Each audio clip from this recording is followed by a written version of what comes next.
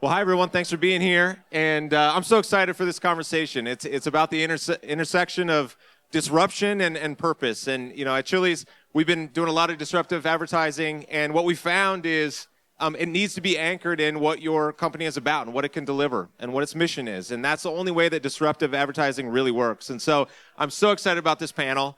You're going to find they are across a wide variety of categories, but each of them is building an exciting business that has a clear vision of what their mission is, and they're using different disruptive tactics to break through. And so I'm really excited to start. I'd love to go down and just have you talk about what your company's mission or purpose is, and a little bit about the challenges you face, and maybe what an enemy that you might have identified as you go through. So Dave, I'll start with you. Tell us a little bit about Mason-Dixie. Very good. Yeah, so Dave Rule at Mason-Dixie Foods, and what we do is we make clean, convenient comfort foods, so breakfast sandwiches, breakfast burritos, started really out in the natural channel. And our mission and our purpose is to make people feel good about the foods they crave. Somewhere along the line, our foods and our freezers became full of industrialized ingredients, and so we've elevated and we just make foods with ingredients you'd find in your own kitchen or a chef would find in their kitchen. So things that we're up against, we have a much, with higher ingredient costs, we have higher prices on shelf. We're double, sometimes triple versus the incumbent. So we need people to invest in a higher price point to buy our food. So that can be tough with the consumer. There's a lot of friction there. Also with manufacturing, you'd be surprised how hard it can be with manufacturing partners to use real butter and real eggs in their production lines. It's messy stuff, and there's a lot of risk involved with it. And then, of course, getting buyers to buy in on, we might not be the highest velocity item on their shelf, but we're going to be the most incremental thing that they could put on their shelves. Well, what about you, Kathryn, at Vital Farms? Yeah, good morning. I'm Kathryn McKeon, Vital Farms. We have the messy eggs and butter, pasture-raised eggs and butter. And, man, I've been around for 10 years now. It's been a fun ride. It's cool to be here. Lots of friends, some Vital Farms folks right up front. Who is our purpose? Our purpose is to improve the lives of people, animals, and the planet through food. That's center of the bullseye, starting point. That's everything we do. Who's the enemy? The enemy? Bullshit. We are bullshit free. We talk about that all the time. It's how we recruit. It's how we talk about who we are. It's how we talk internally about what we do. The enemy is bullshit. And if you don't know what that is, then Vital Farms is not the right place for you to work, because that's what we're up against, and that's what we're making sure we don't have. And marketing is really fun as long as we don't have any bullshit in our system. Love that. Ben, I'm going to come back to you. Amanda, tell us about Doing Things and your purpose and enemies there. Yes, I'm Amanda from Doing Things, and our value prop is really simple. We are a social-first publisher. We own and operate several meme and creator brands. At the end of the day, our goal is to make the most funny original content that you can find on the internet. We always talk about we want to end up in the DMs. I liked when you said at one point that your baseline, if you're disrupting, is that someone sends you a text message about it. I think the challenge is, there's obviously a lot being on platforms because you can face a lot with algorithm shifts and things like that. AI slop. There's social can be a very divisive place as well. So we actually made a concerted business decision a few years ago to just not talk about politics because it was against our mission to have that rage bait or just making our commenters angry. And so we stepped away from that. Ben, you've got a different perspective being on the agency side. We talk about purpose. What have you seen with purpose that actually works for a business and purpose that looks good in a deck? Yeah, it's good to be here. I'm Ben Grossman. I'm the president of Saatchi and Saatchi New York. As an agency, we're in business to think about exactly those kinds of questions. So we were founded in 1970 by two brothers who thought that there was a better way to do advertising, that it was time for a new kind of advertising. And we've been on that mission ever since, resolving the modern day tensions that marketers feel. And I think one of the big ones is, how do you build brands that have endurance through the relentless relevance that it takes to break through in the modern media economy? And disruption is a word that we love to think about, both in terms of disrupting historical advertising models and coming up with new ways to build brands and break through, but also thinking about growth for businesses. And is the way that brands have grown to their current point the way they'll grow tomorrow? So for us, as we think about disruption, it's all about how do you not violate what this brand stands for, but actually boost it up, but in a way that works in the modern economy and the modern media landscape and breaks through.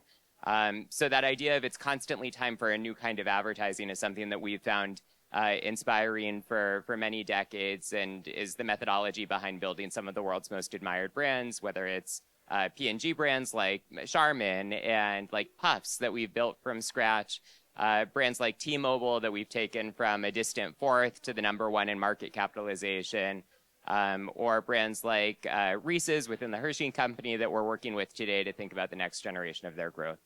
Well, it's easy when disruption is part of your mission. You know what I mean? So I want to hear, Kathryn, maybe tell us about how you're disrupting your category, how you guys think about disruption and the tactics you're using. Sure. So I think you can have kind of two kinds of disruption. There's pure marketing disruption. I think everyone in this room probably has a brand crush on Liquid Death for the way they just marketed the hell out of water, and they're winning. Like, that's extraordinary, right? And that's one way. Our way is a little different, which is actually do the system differently, disrupt the system, in our case, the food system. And so we really believe that if you take care of people, animals, and planet, you take care of everybody, you do right by everybody in the system, you think of it in balance in a stakeholder model, then you're going to get a great product. The marketing job is to get credit for all of those things. So agriculture is complicated. A stakeholder model is complicated and nuanced. How do we make sure the company keeps doing all the right things, and then we're getting credit for it and making it accessible stories, accessible truths, and, by the way, delivering an awesome product. Dave, you've got the way to change the model. You've got an interesting model, which is the frozen food aisle that you need to disrupt. Often seen as either cheap and convenient. You've got a completely different offering. So how are you disrupting that whole category? Yeah, so the stigma around frozen food is that if you grew up in the 80s like I did, if you had a frozen meal, it was called the TV dinner, and it usually featured something called a Salisbury steak, and still not sure what animal that comes from or combination of animals. So we just learned that was pure convenience, right? You're giving up on health, you were giving up on flavor. It's kind of depressing. And so flash forward to now, really the frozen aisle is where you can get fresh, you get really great fresh vegetables. And it's also a natural preservation tactic, right? So you don't have to fill it with preservatives. And so we just stick to our guns and our standards around disrupting, and also coming out of highly curated sets. So at Whole Foods is an innovation partner for us. People know when they go into a Whole Foods and they buy something in the freezer, it has to live up to a certain standard. And so you get that blessing there. You get it with accounts like Costco. And as you warm up those consumers, of course, they shop across channel. And more of them will know you on shelf when you're in a conventional grocery store up against the conventional players that might be 1/3 of your cost. So I think that's really it. Amanda, you've got an impossible job. Like, your job is literally to make the internet, which is it's amazing. Congratulations. But how do you find ways to disrupt in a space that's already pretty disruptive? How do you make it uniquely ownable for your brands? Yeah, I think that a lot of different ways, but in other ways, it's very much what disrupting, product goods and brands are doing, which is just finding unique voice. And across all of our portfolio of brands and creators, it's constantly innovating by staying true to, what are these inside jokes? What are these trends that matter to our community? We think about, and talk about cultural relevance a lot, but that means a lot of different things across every single one of our communities.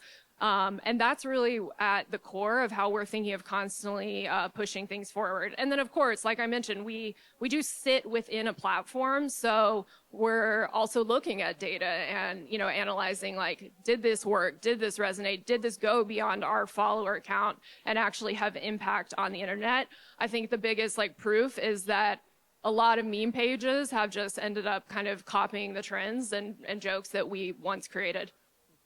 Yeah, I mean, Ben, I got a question off of that for you. It's you sit in this space where you've got this challenger energy of an agency that's built on wanting to do different advertising, yet you work with the biggest advertisers in the world. So how do you bridge that gap and have these large corporations who want to jump on the trends that Amanda's talking about, but helping them find that so it doesn't feel performative for their brands? How do you find that balance? It's such a good question. And it's one of the biggest joys of being a creative agency with that kind of mission is that you get to use creativity to invent something that wasn't there before. So I'll give you a really good example from our portfolio is we're fortunate enough to work with P&G across over 20 brands, and Downy is one of them. And fabric softener is a category that's actually changed a lot over the years because of the fabrication of clothing. Actually, fabric softener is not necessary as it was once because clothes are so soft now thanks to the the rise of synthetics. But the net impact of that is, the next generation of launderers don't feel that they need fabric softener. So what do you do? Well, it starts with a great product innovation and coming up with products that actually do really well with synthetics by getting out stubborn odors and maintaining freshness. But then you need a fresh way to market it too, right? The way that we're going to continue to market this category is not by doing 30-second or 15-second spots targeted at moms who are trying to get out the scratchies of their kids' clothes, right? You have to figure out a new way to reach people. So with Downy, we really tuned into the consumer, and that's the starting point for disruption. Listen to how people are actually living today. And what we saw for young women especially is that they don't necessarily fret about their kids' clothes being scratchy anymore. They're more thinking about me time and how do I carve out me time in an increasingly cluttered world. We realized that they were listening to TikTok quite a lot for inspiration for things like book talk and romance talk to carve out these me moments of kind of everyday luxury that could exist in their lives. And then we thought, okay, well, how does the brand meet a book talk and romance talk generation that loves kind of titillating tales read to them by interesting narrators or watching Heated Rivalry or Bridgerton for a little injection of excitement into their lives? And what it led us to is an initiative called Almost Scandalously Soft Stories. And instead of creating a traditional ad, what we worked with Downy to create was a series of titillating stories available on Spotify that met this moment for young women especially who we were trying to sell into as the next generation of Downy.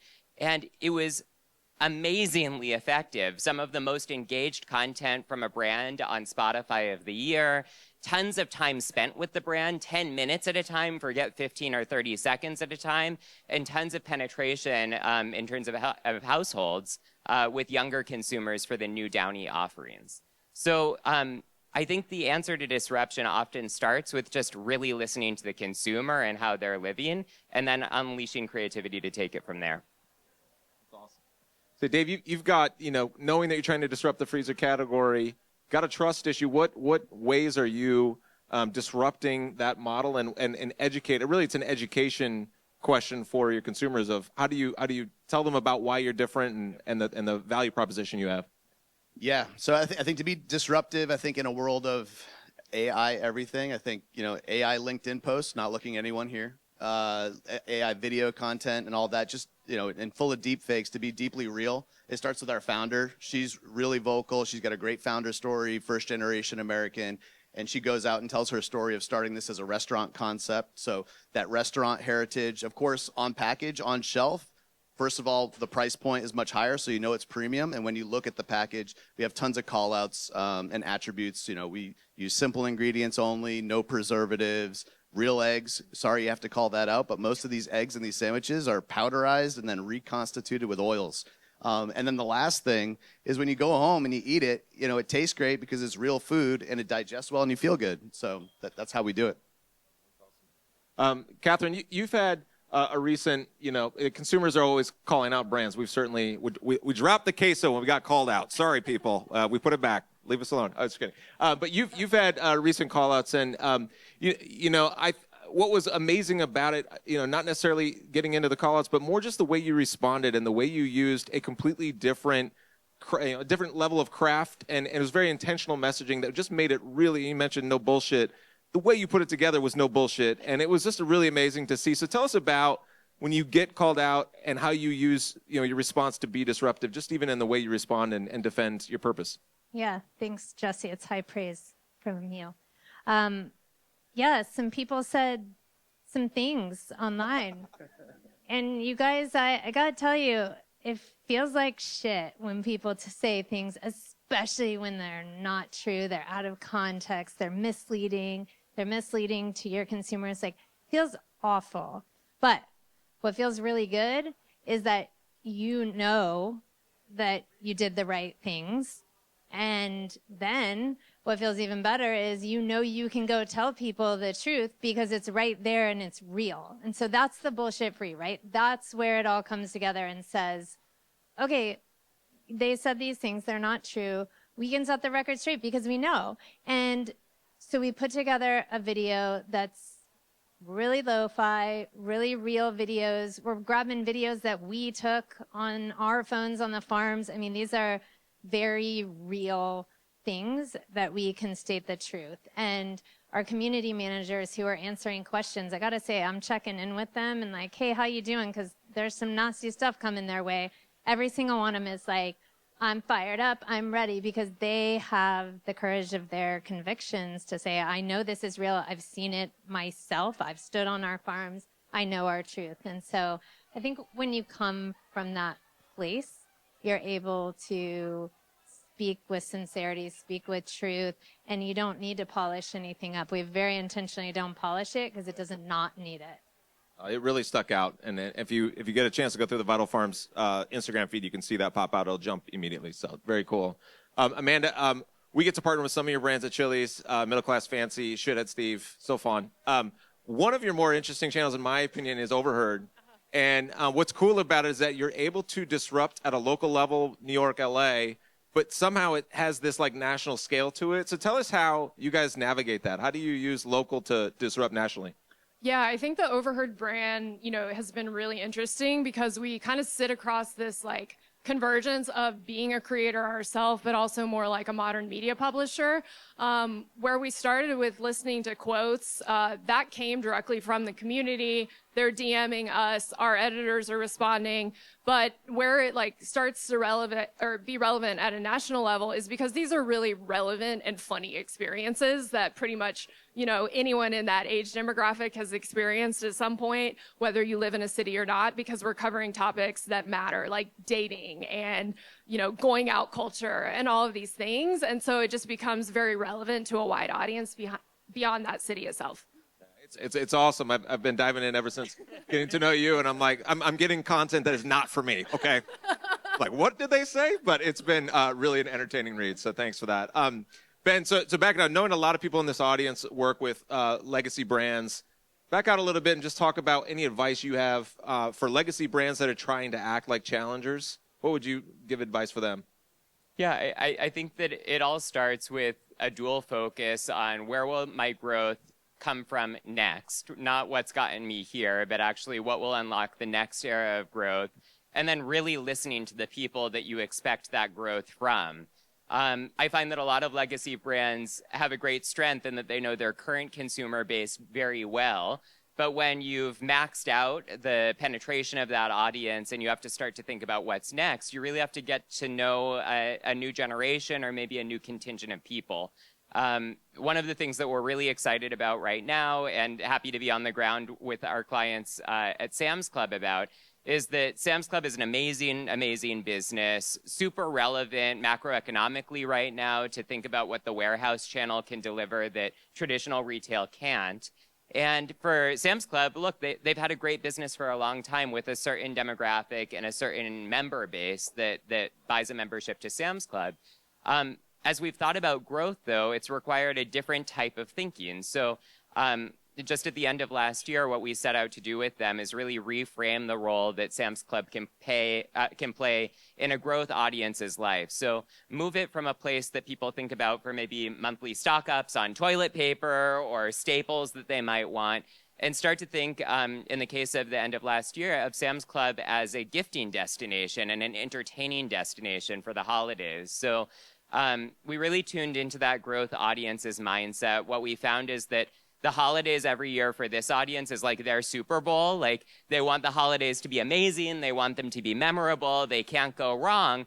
But we're in a period of economic pressure, right? The fear is, oh, I can't go big enough for my family and loved ones as I'd want to make this year really memorable. So we came up with an initiative called the Season of Yes and. And it was all about yes to the things you need and to the things that you want and that your family members want. And through a really orchestrated effort, we shifted the way people thought about this entire category in business and got people coming in for gifts, for their entire Thanksgiving meal, and to start thinking about Sam's Club in a new way. Best advertising that they've done in over 5 years, immediate impact on sales, immediate impact on member growth, because, Jesse, to your point, they didn't focus on just knowing the people they already had, but really the changes they need to make to attract an entirely new consumer base or member base in the future. So it's really fun to try to engineer that and be quite diligent and rigorous about where growth can come from versus just kind of investing in what you've known to date. You make it sound very easy. I know it's not easy, but it's amazing to see how you do that across all the brands with your agency. Kathryn, one of the things that's amazing about Vital Farms is that you guys somehow stay very like culturally on trend, yet I never feel like I've seen anything from you where you're chasing a trend, which is really hard to do. So how do you navigate that? How do you find the natural places for your brand to show up and make them as big as you have? Yeah, well, thank you again.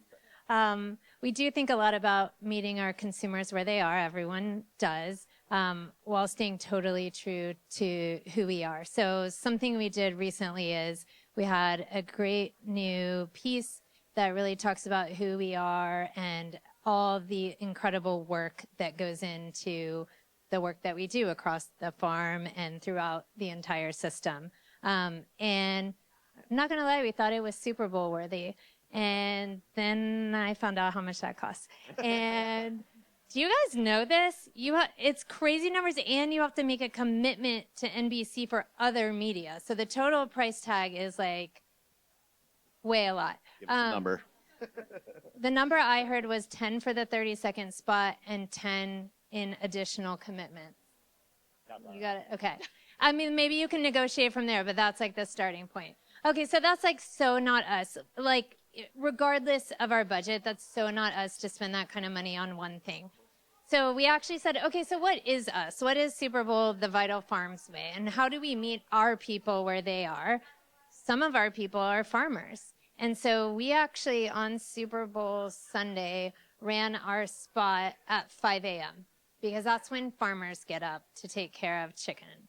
And so we ran across the country at 5 a.m., and that was our Super Bowl spot.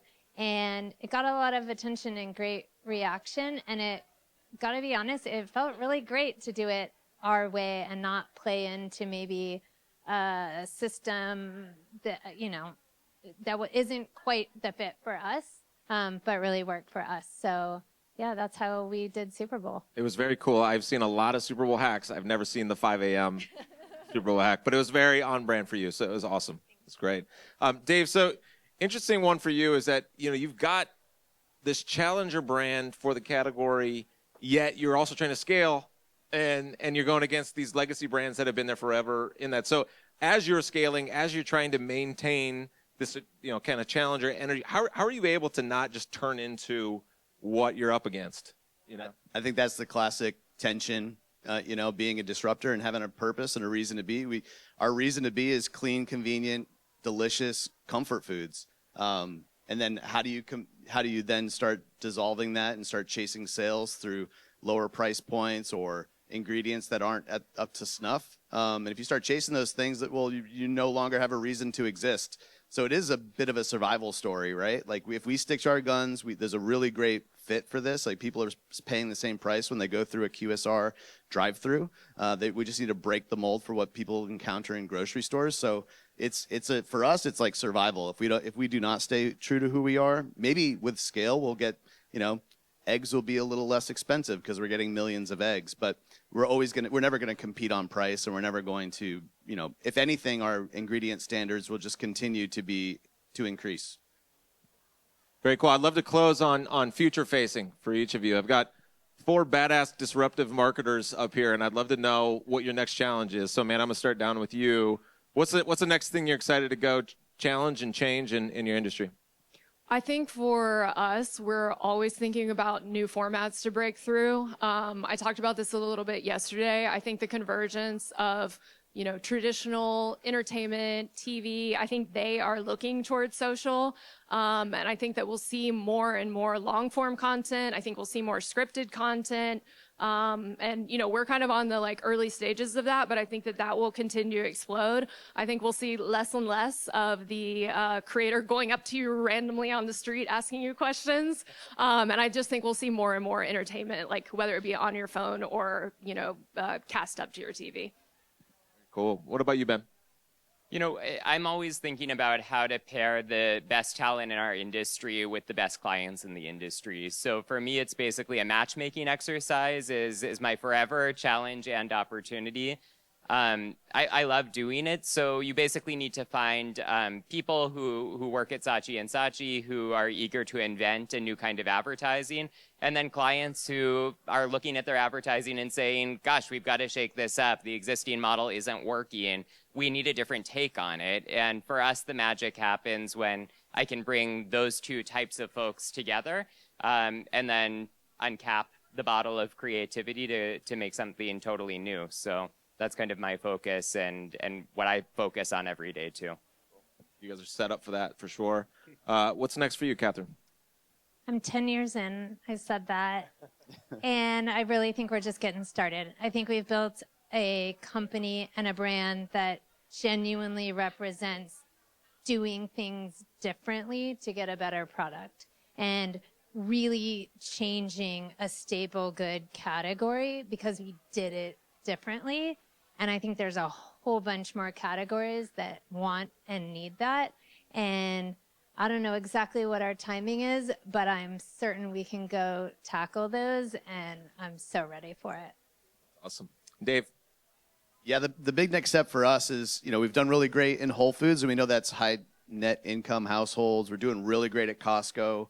We're doing really good at alternative channels like Hungry Root and GoPuff, where people are just spending premium prices to get good things delivered to their door. But the thing that's really going to be disruptive for us is to actually go and get a big piece of market share in mainstream, mass, conventional grocers. I think follow in the footsteps of Vital Farms. And I think beyond that, we've got a really great opportunity for partnerships. It's something we haven't cracked open, and seems like a logical one on stage. We're connecting it already. Well, I just want to thank these four panelists. They're just unbelievable, absolutely in awe of what they've done. So thank you guys so much. Appreciate it.